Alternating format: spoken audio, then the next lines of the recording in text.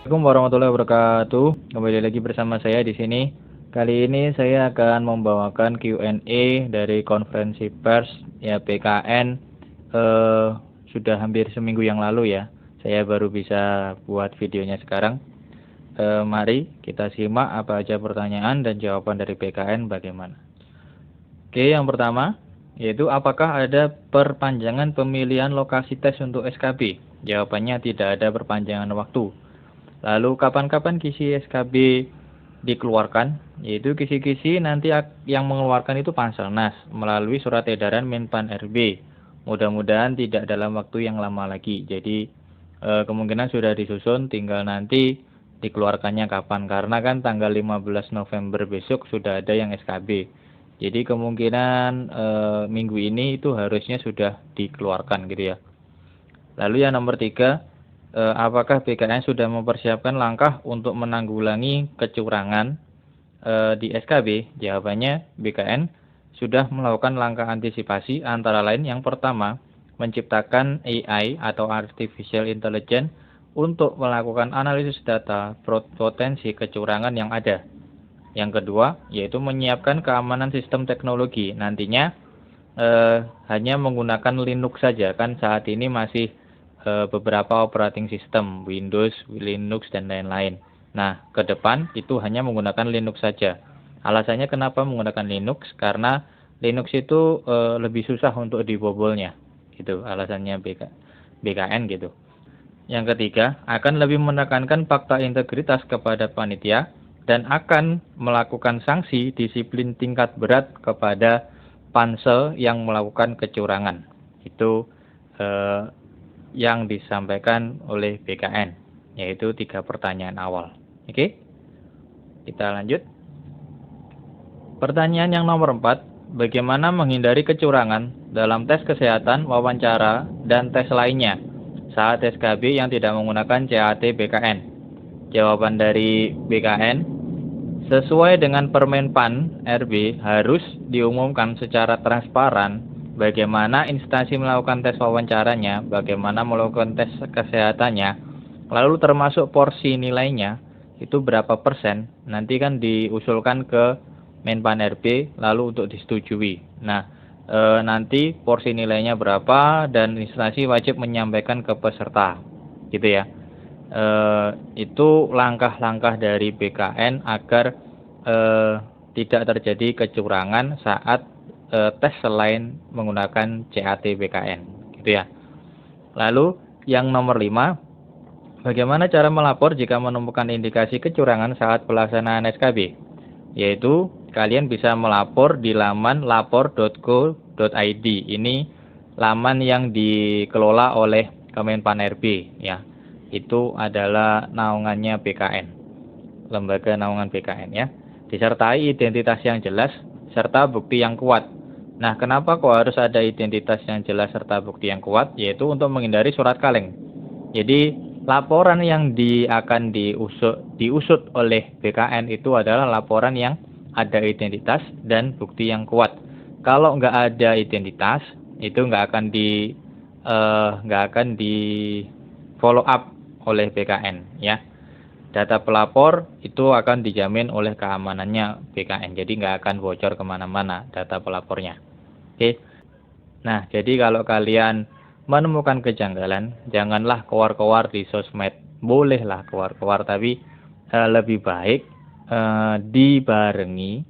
Jadi selain keluar-keluar di sosmed, ya, atau di mana saja, itu dibarengi dengan lapor secara resmi ke BKN agar ditindaklanjuti, gitu ya.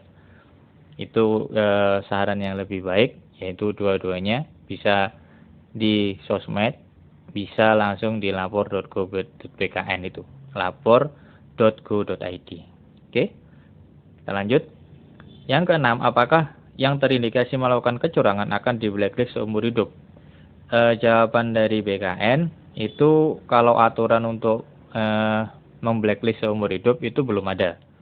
Sampai sekarang belum ada. Yang ada itu kalau kalian lulus sampai tahap pemberkasan, ya SKB lulus, tinggal pemberkasan, tapi kalian nggak ikut pemberkasan, nah itu NIK kalian itu akan diblokir oleh BKN. Jadi kalian tidak bisa ikut CASN tahun berikutnya. Itu.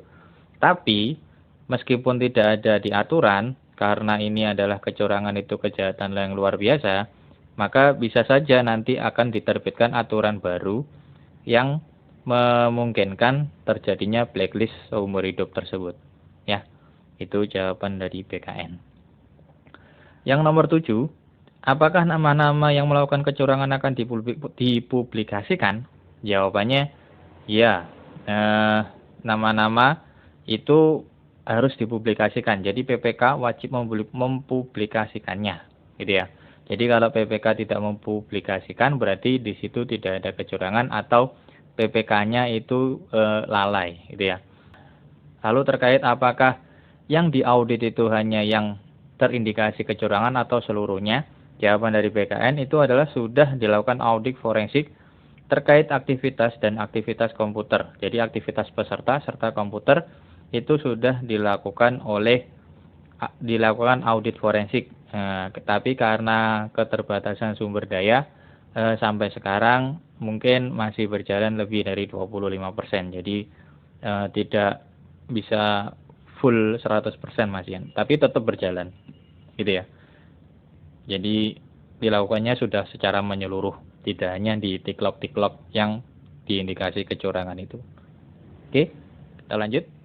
Nah, ini pertanyaan yang tadi, apakah BKN hanya menunggu laporan saja, tidak ada inisiasi mengaudit secara menyeluruh? Nah, saat ini BKN sedang melakukan running untuk semua peserta seleksi apakah ada kecurangan lain, akan tetapi karena datanya yang sangat besar, maka sampai sekarang belum selesai. Jadi pada seminggu yang lalu itu masih sekitar 25%. Itu ya. Lalu yang nomor 9, kenapa P3K umum tidak ada penurunan PG seperti P3K guru? Nah, karena untuk fungsional umum itu penyelenggaranya instansi masing-masing dan tidak ada skenario khusus. Jadi tidak ada permintaan khusus dari instansi masing-masing itu. Dan tingkat kelulusannya itu lebih baik daripada P3K guru, gitu ya. Jadi kenapa kok tidak ada penurunan PG? Karena sudah terpenuhinya kuotanya itu.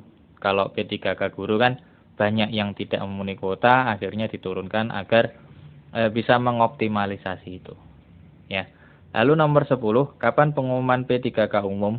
Ini P3K umum itu P3K non guru ya. Dalam waktu dekat akan diumumkan tahap pertama. Karena sudah selesai untuk tahap pertama, jadi rekonsiliasinya tahap pertama itu sudah selesai. Jadi akan diumumkan dalam waktu dekat. Seharusnya minggu ini sudah tahap pengumuman kapan SKB, kapan pemberkasan ya untuk P3K non guru ya. Karena P3K non guru kan tidak ada SKB, gitu ya. Lalu untuk tahap 2 akan diumumkan sesuai jadwal. Jadwalnya yang sudah saya berikan kemarin itu. Oke, kita lanjut. Nah, pertanyaan yang ke-11, apakah ada P3K tahap 2 dan 3? Nah, kalau P3K guru itu kan ada tahap 2 dan tahap 3, meskipun tahap 2 dan 3-nya sampai sekarang itu belum jelas kapan. Tahap satunya saja belum jelas siapa yang lulus dan siapa yang lanjut ke pemberkasan juga belum jelas. Nah, jawaban dari BKN untuk P3K umum ya ini ya. Nah, itu karena bulan ini sudah November, maka tidak ada rencana untuk penerimaan tahap 2 dan 3 dari pemerintah. Jadi, untuk P3K umum tidak ada tahap 2 dan tahap 3-nya. Oke. Lalu, nomor 12, bentuk perjanjian kerja seperti apa yang diberikan kepada P3K? Jadi, ini jawaban dari BKN. Ini sangat penting ya. Jadi, bisa dilihat dalam peraturan BKN nomor 1 tahun 2018 dan diperbarui oleh peraturan BKN 18 tahun 2020. Di sana jelas format seperti apa format perjanjiannya. Yang jelas bukan SK, tapi bentuk perjanjian kerja dua belah pihak. Kalau SK kan cuma satu pihak, jadi diserahkan gitu aja. Kalau perjanjian kerja itu dua belah pihak, jadi SK-nya nanti itu adalah SK calon P3K. Setelah seleksi, kemudian setelah dapat NIP 3K, jadi SK calon P3K itu setelah seleksi. Tapi setelah dapat NIP 3K, nanti dilakukan perjanjian kerja. Nah, setelah dilakukan tanda tangan perjanjian kerja, itu akan dilakukan surat keputusan pengangkatan sebagai P3K dan terakhir surat pelaksanaan tugas. Jadi menurut Biro Mutasinya, ini yang jawab Biro Mutasi itu tidak ada SK P3K. Itu ya. Ini jawaban kalau nanti ditanya apakah ada SK P3K, menurut Biro Mutasinya itu tidak ada, ya. Yang nomor 13, apakah calon P3K yang sudah lulus bisa langsung pemberkasan? Bagi peserta yang dinyatakan lulus dan diumumkan, pasti nanti diinformasikan apa saja yang harus dilakukan dan kapan dilakukan. Setelah itu akan disampaikan kepada BKN untuk penetapan NIP 3K. Jadi nanti waktu pengumuman silakan dilihat dengan cara seksama. Jangan cuma dilihat kalian lulus atau tidak. Biasanya kan sebelum ada nama kalian tuh ada kata-katanya tuh. Nah, itu dilihat kapan pemberkasannya, apa saja, dan bagaimana caranya. Oke, kita lanjut ke pertanyaan terakhir. Nah, ini pertanyaan terakhir, dua pertanyaan terakhir, yaitu di mana saja terjadi kecurangan dan berapa pesertanya. Sejauh ini yang ditemukan itu dari Kanrek Makassar dengan jumlah peserta 202 dan dari Lampung itu sebanyak 23 peserta, jadi total 225. Dan prosesnya masih berlangsung sampai sekarang, jadi ada kemungkinan bisa bertambah gitu ya. Jadi yang sudah teridentifikasi itu dari Kanrek Makassar dan Lampung. Gitu ya. Itu jawaban dari Pak Harmen. Lalu yang ke-15, apabila ada peserta SKB yang terkena COVID, apakah akan dijadwal ulang seperti SKD atau tidak?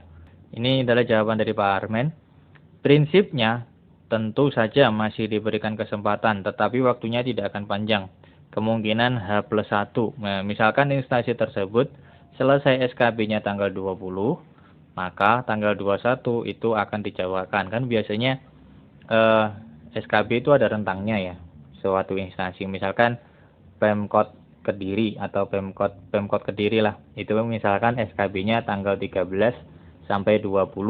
Nah, setelah tanggal 20 itu langsung yang terkonfirmasi positif itu akan dijadwalkan ulang untuk tes SKB-nya. Karena kalau tidak begitu akan molor-molor lagi dan itu akan berganti tahun anggaran dan itu akan menyusahkan nanti BKN-nya untuk mengelola anggarannya seperti itu ya.